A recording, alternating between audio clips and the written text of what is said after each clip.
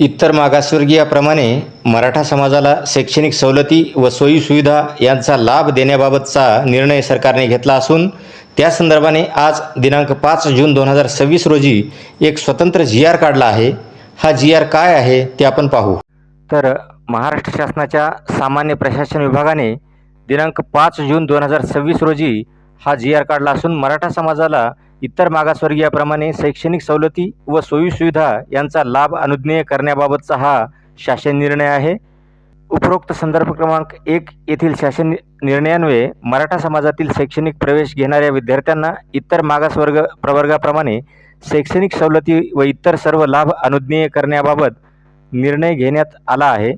राज्य शासनाने मराठा समाजाला इतर मागासवर्गीयाप्रमाणे सर्व शैक्षणिक सवलती व सोयीसुविधा यांचा लाभ अनुज्ञेय करण्याबाबत सदर धोरणात्मक निर्णयाच्या उद्दिष्टांची प्रभावी अंमलबजावणी करण्यासाठी चालू व आगामी वित्तीय वर्षात आवश्यक त्या निधीची स्वतंत्र तरतूद करणे आणि पात्र लाभार्थ्यांना ऑनलाईन पद्धतीने लाभ मिळविण्यासाठी महा-डी.बी.टी. पोर्टलवर आवश्यक ते तांत्रिक बदल करणे याबाबत संबंधित प्रशासकीय विभागांना सविस्तर सूचना देण्याची बाब शासनाच्या विचाराधीन होती.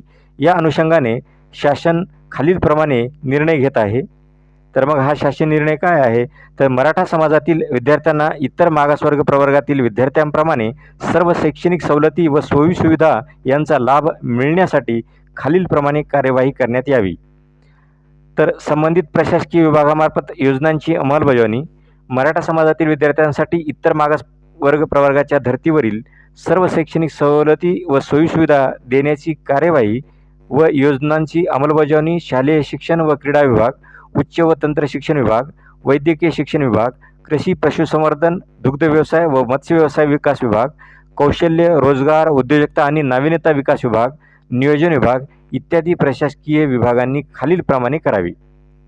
त्यामध्ये संदर्भ क्रमांक 2 येथील शासन निर्णयान्वये राज्यातील इतर मागासवर्ग प्रवर्गास लागू असलेली शालांत परीक्षोत्तर शिष्यवृत्ती योजना मराठा समाजातील विद्यार्थ्यांना देखील लागू करण्यात यावी. संदर्भ क्रमांक 3 येथील शासन निर्णयान्वये इतर मागासवर्ग प्रवर्गातील विद्यार्थ्यांसाठी लागू असलेली मोटार वाहन चालक व वाहक प्रशिक्षण योजना नियोजन विभागाने सारथी संस्थेमार्फत राबविण्यात यावी. संदर्भ क्रमांक 4 येथील शासन निर्णयान्वये इतर मागासवर्ग प्रवर्गातील प्राथमिक, माध्यमिक व उच्च माध्यमिक वर्गातील विद्यार्थ्यांना लागू असलेली शिष्यवृत्ती मराठा समाजातील विद्यार्थ्यांना देखील लागू करण्यात यावी.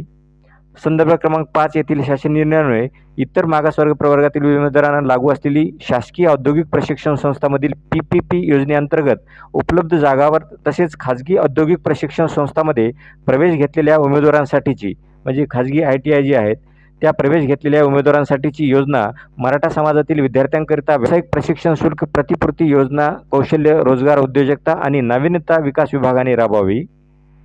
संदर्भ क्रमांक 6 येथील शासन निर्णयान्वये अनुदानित व विनानुदानित महाविद्यालयांमध्ये शिक्षण घेत असलेल्या इतर मागासवर्ग प्रवर्गातील विद्यार्थ्यांना लागू असलेल्या इतर 16 बाबीबाबतची प्रतिपूर्ती करण्याबाबतची योजना मराठा समाजातील विद्यार्थ्यांना देखील लागू करण्याबाबतची कार्यवाही संबंधित विभागाने करावी. संदर्भ क्रमांक 7 येथील शासन परिपत्रकान्वये महाराष्ट्र राज्यातील रहिवासी असणारे व परराज्यात अनुदानित व विनानुदानित व्यावसायिक अभ्यासक्रमासाठी प्रवेश घेतलेल्या म्हणजेच प्रोफेशनल कोर्ससाठी जे प्रवेश घेतलेले आहेत त्या प्रवेश घेतलेल्या इतर मागासवर्ग प्रवर्गातील विद्यार्थ्यांसाठी लागू असलेली योजना मराठा समाजातील विद्यार्थ्यांना देखील लागू करण्याबाबतची कार्यवाही संबंधित विभागाने करावी. संदर्भ क्रमांक 8 येथील शासन निर्णयान्वये इतर मागासवर्ग प्रवर्गातील विद्यार्थ्यांना शैक्षणिक सवलती व सोयीसुविधा मिळण्यासाठी पात्र असलेल्या सर्व अभ्यासक्रमांसाठी मराठा समाजातील विद्यार्थी देखील या शैक्षणिक सवलती व सोयीसुविधा मिळण्यासाठी पात्र असतील. संदर्भ क्रमांक 9 येथील शिक्षण शुद्धीपत्रकान्वये विद्यार्थ्यांनी केंद्रीभूत प्रवेश प्रक्रिया म्हणजेच कॅप पूर्ण झाल्यानंतर रिक्त राहिलेल्या जागावर प्रवेश नियंत्रण समितीने मान्यता दिलेल्या संस्था स्तरावर प्रवेश घेतलेल्या इतर मागासवर्ग प्रवर्गातील विद्यार्थ्यांप्रमाणे मराठा समाजातील विद्यार्थ्यांना देखील शैक्षणिक सवलती लागू करण्यात याव्यात.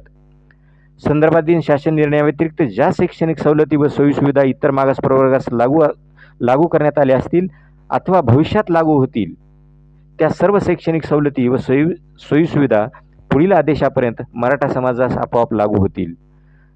सदर शासन निर्णयातील तरतुदी चालू शैक्षणिक वर्षापासून म्हणजे सन 2026-27 पासून लागू राहतील.